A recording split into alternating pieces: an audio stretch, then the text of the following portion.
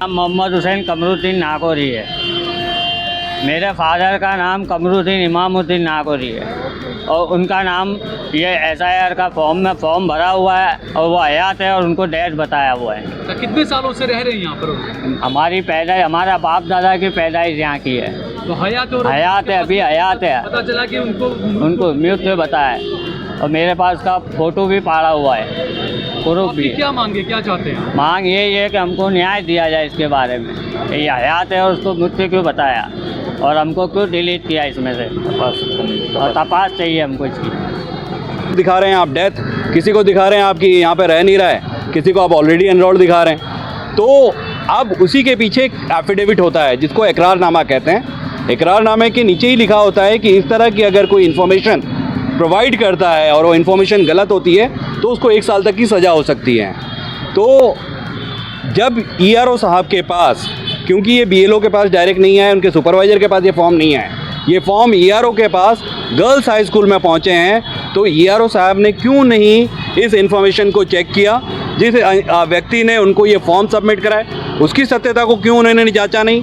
तो अगर उन्होंने इस तरह का नहीं जांचा है तो सौगंध के ऊपर कोई भी गलत इन्फॉर्मेशन देखना BNS के 215 और पीपल्स ऑफ रिप्रेजेंटेशन एक्ट की 31 के तहत 1 साल तक की सज़ा की प्रावधान का केस बनता है। इसीलिए आज हम रफ़ीक भाई के साथ और दूसरे और अलग अलग हिस्सों में जहां पर भी लोगों के साथ हैं वहां लोगों को हम फरियाद करने के लिए इंस्पायर कर रहे हैं कि भाई लोग बाहर निकलें और इस तरह के उनके अगर नामों के सामने किसी ने गलत आपत्तियां दर्ज करवाई हैं तो आप जो अधिकारी इन्वॉल्व हैं उनके सामने और जो लोग किसी भी पार्टी से ताल्लुक़ रखते हैं उन तमाम के खिलाफ आप लोग FIR दर्ज करवाइए। अभी ये इनके जो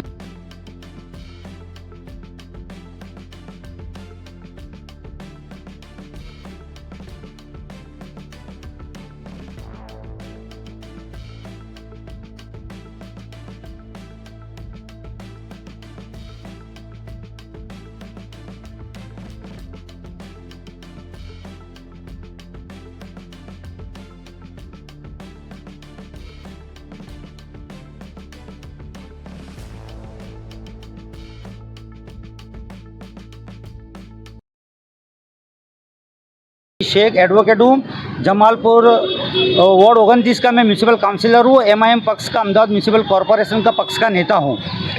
गई कल रात को मेरे को 10 बजे BLO का फ़ोन आया कि रफ़ीक भाई आप VIP कैटेगरी में आते हो और आपका नाम तो पहले ही हमने चढ़ा दिया था और आप तो इधर बरसों से रहते हो, मैं जन्म से रहता हूँ और ये मेरा 5वां इलेक्शन है और मैं वार्ड यहाँ लगभग मैं जन्म से यहाँ रहता हूँ और वोट करता हूँ ये एरिया से।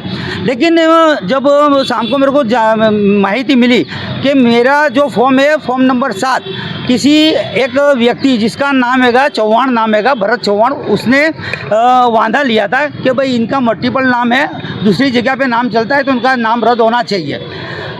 जब मेरे को ये पता चला तो मैंने उनके पास से फॉर्म लेकर मैंने फ़ोटो पढ़ा और फिर मैंने जब उनके पास से बंच लिया तो बंच में देखा तो कई हयात लोग जो हयात है उनको मर गए बताए उन्होंने।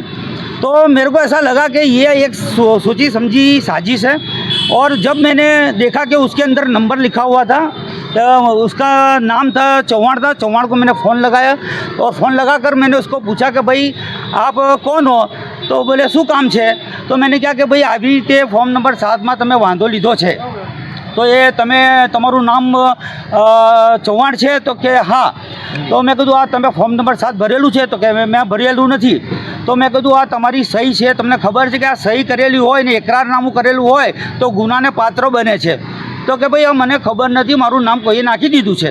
ત્યાર પછી મેં એમને કહ્યું કે ભાઈ કોણે નાખ્યું હશે? તો એમણે કહ્યું કે મોહન, उसने ऐसा बताया कि मोहन भाई करके जो भारतीय जनता पार्टी का है उन्होंने कदाच नाखा होगा। तो मैंने कहा कि आप तहकीकात करके मुझे बताओ, अगर आप नहीं बताओगे तो मैं कल आपके सामने FIR करूँगा। बाद में मैंने देखा कि बहुत सी जगह ऐसी भूमि पड़ी रात को और ये बहुत से मैंने अधिकारी से भी बात की। उसके बाद में हमारे जो BLO है इन्होंने भी आगे बात की कि भाई हमारा ત્યાં બાજુ એક હયાત વ્યક્તિ છે અને તમે એવું કહો છો કે ઉપર પોલિટિકલ દબાણ છે તો અમારે કરવું પડે એવું છે। તો હું કઈ રીતે કરું કે ભાઈ માણસ તો હે છે તો મરેલું કરી રીતે બતાવો તો કે તમે अब उसको अभी स्थगित कर दो, अभी इसको वायरल मत करना बोले, अभी तुम बंद कर दो। फिर बाद में मैंने वो अल्ताफ़ भाई करके सुपरवाइज़र है, सुपरवाइज़र को फ़ोन किया। सुपरवाइज़र ने मुझे ऐसा बताया कि भाई ये जो है ये गर्ल्स हाई स्कूल है, गर्ल्स दाना पीठ खाते हैं, वहाँ से ये फॉर्म आए।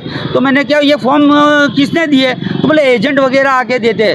तो यानी मैं यूँ पूछना चाहता हूँ कि एजेंट आप जब इतने जवाबदार व्यक्ति हो, अधिकारी हो, तो ये जो फॉर्म आप फॉर्म नंबर 7 लेते हो तो आप उसकी तहकीकत करते हो कि नहीं करते, ये मेरे को बताओ। तो बोले इसमें हम कुछ नहीं करते, हमारे को तो ऊपर से आता है तो हमको देना पड़ता है, तो हमने BLO को दिया है। तो मैंने कहा ये अल्ताफ़ भाई आपको पता है कि ये वहाँ पे अधिकारी कौन कौन है? तो बोले वहाँ किरण भाई ने दूसरे कुछ नाम उन्होंने मुझे बताया, उन्होंने इनको दिए। उसके बाद में इन्होंने रात को जब हुआ तो रोक दिया। तो ये अच्छी सोची समझी साजिश है और एक ही कौम के वोट को कम करने के लिए इनका षड्यंत्र है। ये खुला पड़ गया है गई कल और मताधिकार का छीनने की कोशिश है। तो आपके साथ में आप इस एरिया में रहते हैं, जान साहब की गली में, वहाँ पर आसपास में और कितनी ऐसी घटना इस तरह की रही है? ऐसे लगभग 300 नाम मैंने देखे, उनके पास बंच थे। उसमें जो 2 विभाग, एक 18 नंबर का बूथ है, एक 21 नंबर का बूथ है। 18 नंबर में लगभग 135 नाम उनके पास थे और 21 नंबर में 150 के आसपास थे। ऑब्जेक्शन उठाने वालों में किनके नाम है? कोई 2-3 नाम इसमें नसीम आपा साबरमती वालों की अक्की फैमिली जिसने ऑब्जेक्शन किसने उठाया है? फॉर्म जो भरा है, हाँ, कोई पुरोहित वो उसके अंदर फारूक भाई कंसारा का एक नाम था, मैंने प्रमुख नाम देखा था उनका। और ये एक भाई का नाम था भरत भाई चौहान नाम था, और भरत भाई चौहान से तो मैंने फ़ोन पे टेलीफोनिक टॉक भी की है। ठीक है, शमशाद भाई। जब SIR की प्रक्रिया शुरू हुई तो हम लोगों ने लोगों से ये अपील की थी कि आप SIR का फॉर्म भरें, क्योंकि सबसे ज़रूरी था कि आपका ड्राफ्ट रोल में नाम आए। लेकिन हमने ये भी बताया था कि ड्राफ्ट रोल के बाद सबसे ख़तरनाक पीरियड जो है वो उसके बाद चालू होगा, जिसमें क्लेम एंड ऑब्जेक्शन की बात होगी, जहाँ पर इस तरह के बदमाश लोग आपके नामों के सामने गलत तरीके से ऑब्जेक्शन, आपत्तियाँ दर्ज करवाएंगे। वहाँ पर आपको अलर्ट रहने की ज़रूरत है। लेकिन जिस हिसाब से ऑब्जेक्शन लिए गए जमालपुर विधानसभा में कि एक ही इंसान के पास से 150-200 इस तरह के ऑब्जेक्शन लिए गए और सिर्फ सिंगल फॉर्म लिए गए हैं कि उस ऑब्जेक्शन में क्या है, तो जिसके नाम से ऑब्जेक्शन दिया गया है उसका एपिक नंबर डाला गया है और जिसके नाम पर ऑब्जेक्शन लिया गया है उसका नाम और एपिक नंबर डाला है और दूसरी कोई डिटेल नहीं डाली, ना उसका एड्रेस डाला है ना कुछ डाला है। और किसी को दिखा रहे हैं आप डेथ, किसी को दिखा रहे हैं आपकी यहाँ पर रह नहीं रहा है, किसी को आप ऑलरेडी एनरोल्ड दिखा रहे हैं। तो अब उसी के पीछे एक एफिडेविट होता है जिसको इकरारनामा कहते हैं। इकरारनामे के नीचे ही लिखा होता है कि इस तरह की अगर कोई इन्फॉर्मेशन प्रोवाइड करता है और वो इन्फॉर्मेशन गलत होती है तो उसको 1 साल तक की सज़ा हो सकती है। तो जब ERO साहब के पास, क्योंकि ये BLO के पास डायरेक्ट नहीं है, उनके सुपरवाइज़र के पास ये फॉर्म नहीं है, ये फॉर्म ERO के पास गर्ल्स हाई स्कूल में पहुँचे हैं, तो ERO साहब ने क्यों नहीं इस इन्फॉर्मेशन को चेक किया? जिस व्यक्ति ने उनको ये फॉर्म सबमिट कराए उसकी सत्यता को क्यों उन्होंने जांचा नहीं? तो अगर उन्होंने इस तरह का नहीं चाहता है तो सौगंध के ऊपर कोई भी गलत इन्फॉर्मेशन देखना BNS के 215 और पीपल्स ऑफ रिप्रेजेंटेशन एक्ट की 31 के तहत 1 साल तक की सज़ा की प्रावधान का केस बनता है। इसीलिए आज हम रफ़ीक भाई के साथ और दूसरे और अलग अलग हिस्सों में जहाँ पर भी लोगों के साथ हैं वहाँ लोगों को हम फरियाद करने के लिए इंस्पायर कर रहे हैं कि भाई लोग बाहर निकलें और इस तरह के उनके अगर नामों के सामने किसी ने गलत आपत्तियां दर्ज करवाई हैं तो आप जो अधिकारी इन्वॉल्व हैं उनके सामने और जो लोग किसी भी पार्टी से ताल्लुक़ रखते हैं उन तमाम के खिलाफ़ आप लोग FIR दर्ज करवाइए। अभी ये इनके जो